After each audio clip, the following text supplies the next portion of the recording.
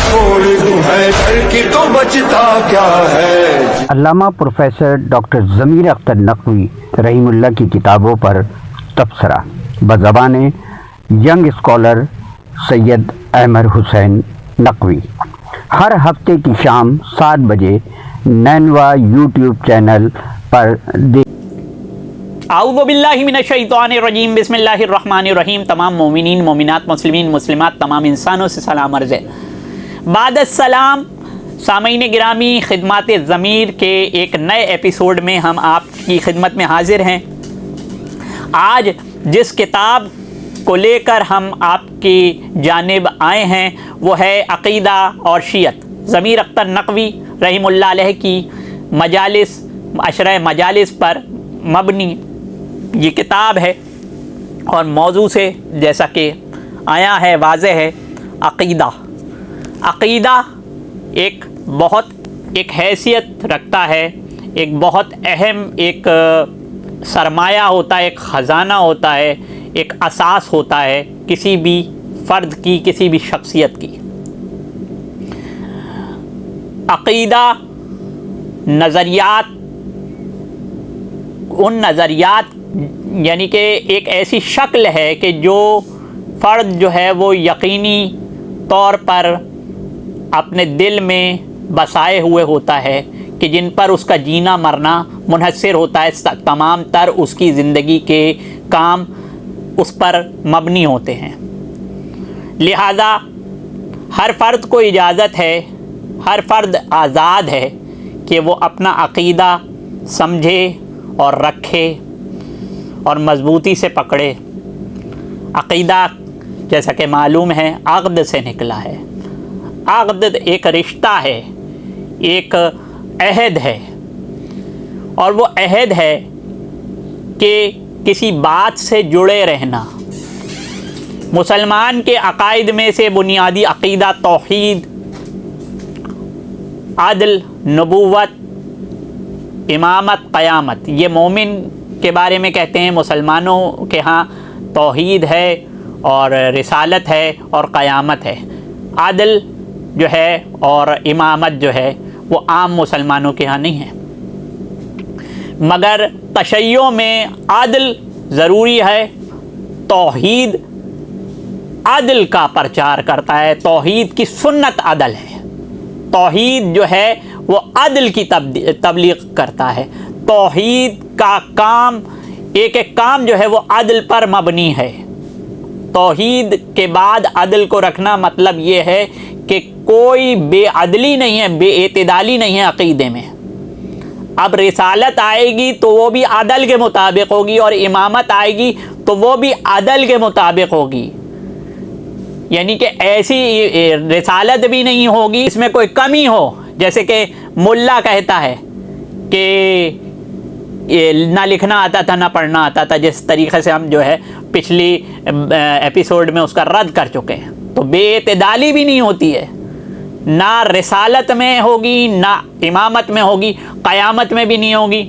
مگر ملا کے دین میں تو ہے نا کہ قیامت میں جو ہے وہ اللہ تعالیٰ جو ہے کچھ افراد کو جہنم کے لیے ہی اس نے پیدا کیا ہے، کچھ افراد کو جنت کے لیے ہی پیدا کیا ہے۔ سب کچھ جو ہے وہ طے شدہ ہے، ایسا کچھ نہیں ہے یہ بات۔ تو بہرحال عقیدہ جو ہے وہ شیعوں کا عقیدہ کیا ہے، اس کے حوالے سے یہ کتاب ہے۔ اور یہ جو عشرہ تھا، یہ عشرہ 1410 ہجری کا تھا۔ 1989 میں یہ تقریریں کی گئیں، اور یہ 4 صفر سے لے کر 14 صفر تک امام بارگاہ آل ابا میں یہ کی گئی ہیں۔ اس میں فہرست آپ کے سامنے میں بتائے دیتا ہوں۔ شیعت کا وقار، پہلا باب ہے اس کا۔ شیعہ کوئی فرقہ نہیں، شیعہ مذہب ہے، کیونکہ اللہ تعالیٰ نے فرقوں سے تو منع کیا ہے۔ اعوذ باللہ من الشیطان الرجیم، بسم اللہ الرحمن الرحیم، واعتصموا بحبل اللہ جمیعا ولا تفرقوا، اور اللہ کی رسی کو مضبوطی سے تھامے رکھو اور آپس میں فرقوں میں نہ بٹو۔ تو جو اللہ یہ کہہ رہا ہے کہ آپس میں فرقوں میں نہ بٹو، تو پھر وہ ایک گروہ کا ذکر کر رہا ہے اور فرما رہا ہے سورہ صف میں کہ ابراہیم علیہ السلام نوح علیہ السلام کے شیعوں میں سے تھے، لہذا اب جو لفظ شیعہ استعمال ہو رہا ہے قرآن میں یا حدیث میں جو شیعہ لفظ استعمال ہو رہا ہے، کچھ نادان افراد سمجھتے ہیں کہ شیعہ لفظ جو ہے وہ بعد کی ایجاد ہے۔ رسول اللہ صلی اللہ علیہ وآلہ وسلم نے فرمایا علی اور اس کے شیعہ حوض کوثر پر خوش ہوں گے، سیراب ہوں گے۔ تو یہ جو روایات شیعوں کی مدح میں آئی ہیں یہ تقاضا کرتی ہیں کہ شیعہ کوئی فرقہ نہیں ہے، کیونکہ فرقوں سے تو اللہ نے منع کیا تھا۔ مسلمان اپنی اکثریت پر کیوں ناز کر رہے ہیں؟ جب ضد پر کوئی چیز بنتی ہے تو الٹی بنتی ہے، یعنی کہ ضد اسلام اور شریعت محمدی ضد کا نام نہیں ہے، یہ الہی پیغامات کے ذریعے تدوین ہوئی ہے، لہذا ضد سے جو چیز بنے گی وہ الٹی بنے گی۔ صحیح ترین راستہ وہ ہے جو رب تک پہنچا دے، یہ امیر المومنین کا قول ہے، ان سے منسوب ہے۔ مناظرہ ہر ایک بات پر نہیں ہوتا، خاص بات پر ہوتا ہے، یہ سرخیاں ہیں جو اس کتاب میں دی جا رہی ہیں۔ تاریخ میں 4 خداؤں کا ذکر ہے، ایک رب حقیقی جو ہمیشہ سے ہے اور ہمیشہ رہے گا، 3 خدا خود ساختہ تھے، نمرود، فرعون، شداد۔ بس یہ کہ خود ساختہ خداؤں کو جو بنایا ہے افراد نے، لوگوں نے، اس کی وجہ سے وہ بہک گئے۔ اگر وہ ایک خدا کو مانتے رہتے تو وہ کبھی بھی بہکتے نہیں، راہ سے کبھی بھی ڈگر سے بہکتے نہیں، جدا نہیں ہوتے۔ لہذا کتاب ابقات الانوار کا حوالہ ہے، یہ ابقات الانوار کتاب جو ہے اس کی بھی ایک بہت بڑی ہسٹری ہے، بہت بڑی تاریخ ہے، یہ مایہ ناز کتاب ہے، تشیع کی اساس ہے۔ اس کتاب کے بارے میں جو ہے ناصر الملت کا اس قول بھی موجود ہے، اور کیا کہتے ہیں، اور بھی آیت اللہ خمینی رحم اللہ علیہ کے ایک ہم اثر تھے، انہوں نے ابقات الانوار کی تعریف کی ہے، لہذا ابقات الانوار کے حوالے سے بھی ذکر کیا گیا ہے۔ اور بیسیکلی پہلی جو مجلس ہے اور پہلا جو باب ہے وہ مناظرے کے موضوع پر ہے۔ دوسرا ہے تاریخ شیعت مظالم کی چھاؤں میں پروان چڑھی، ہماری تہذیب کا تسلسل 14 صدیوں سے جاری ہے، انگلینڈ میں ایک تہذیب کو کس طرح زندہ رکھا گیا، دین فرقوں میں بٹ کر مذہب بن جاتا ہے۔ 12 ربیع الاول کو عید میلاد النبی بھی ہے، یوم وفات بھی ہے، کریں تو کیا کریں؟ تو بہرحال اس کی ریسرچ بتائی ہے کہ کیا واقعاً 12 ربیع الاول کو یہ دونوں چیزیں ہیں یا نہیں۔ پھر تیسری مجلس یعنی تیسرا باب ہے انبیاء الہی اور شیعت، یعنی کہ جیسے میں نے آپ کو بتایا تھا کہ ابراہیم علیہ السلام کے بارے میں قرآن میں آیا ہے کہ ابراہیم نوح علیہ السلام کے شیعوں میں سے تھے۔ یہ لفظ جو ہے یہ اللہ تعالیٰ نے جو ہے وہ استعمال کیا ہے قرآن میں، اور اپنے سچے پیغمبر کے لیے استعمال کیا۔ حضرت ابو طالب علیہ السلام کی قبر بھی حتیم میں ہے۔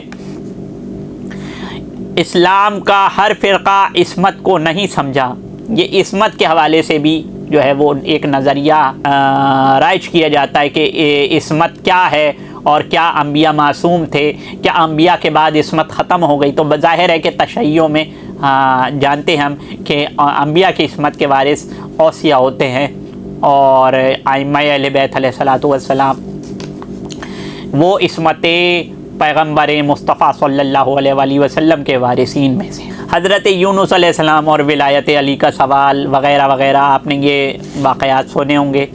پھر چوتھا کہ کیا شیعہ کافر ہیں؟ تو یہ سوال جو ہے وہ اس پر پوری مجلس پڑھی گئی۔ شیعت نام ہے امامت کے قدموں پر شاہی کے سر کو جھکا دینے کا، یعنی کہ شاہوں نے امامت کے در پر سر جھکا دیا اور مان لیا، سر تسلیم خم کر دیا اس امامت پر۔ اختلافات کا نتیجہ صرف تباہی ہے. یزیدیت کا آخری انجام پھٹنا ہے. یزید کا جو انجام ہوا وہ بھی اس مجلس میں آپ کو بتایا جائے گا, آپ پڑھ سکیں گے اس کو.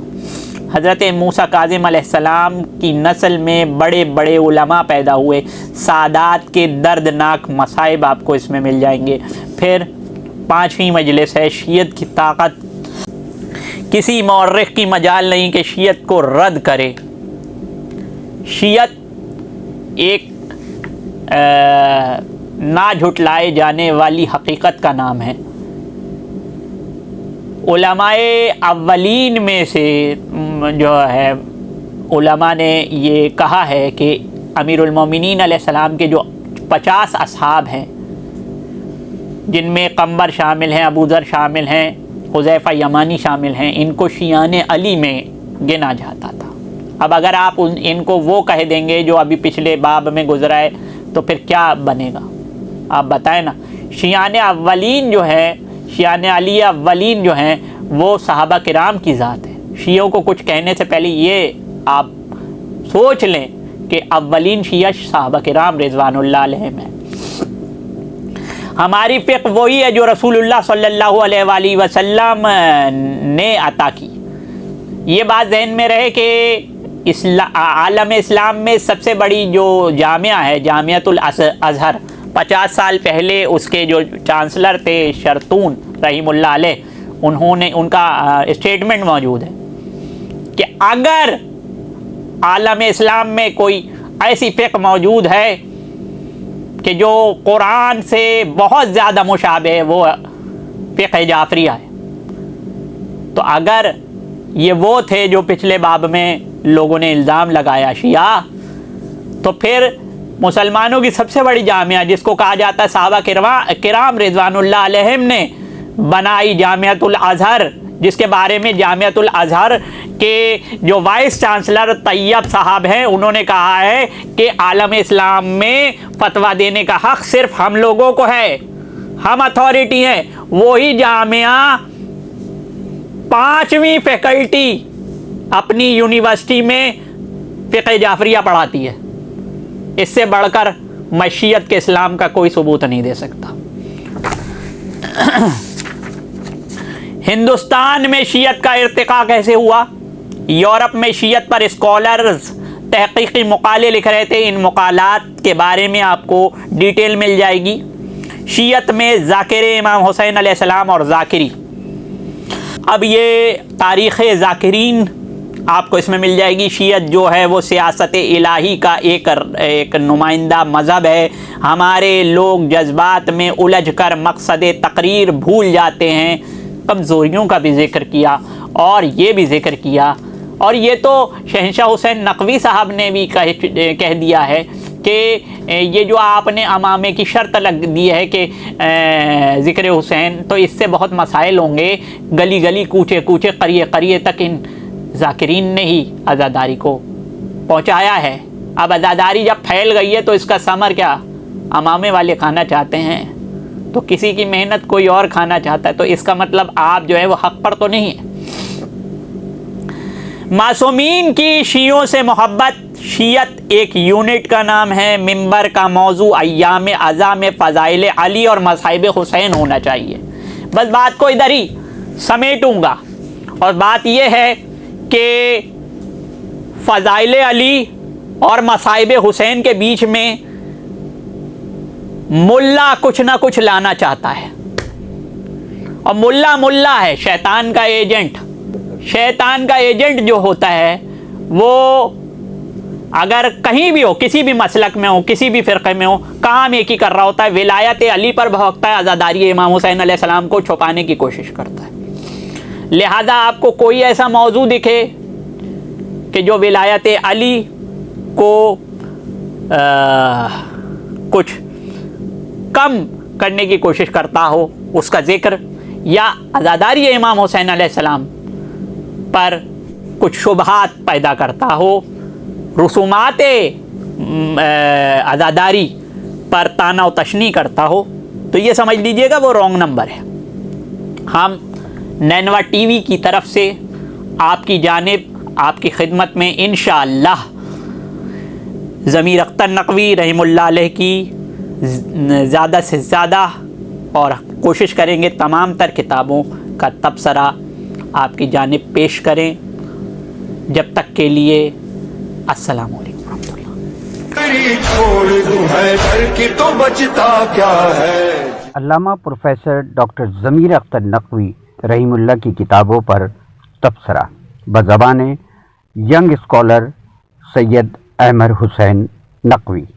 ہر ہفتے کی شام 7 بجے نینوا یوٹیوب چینل پر دیکھیے.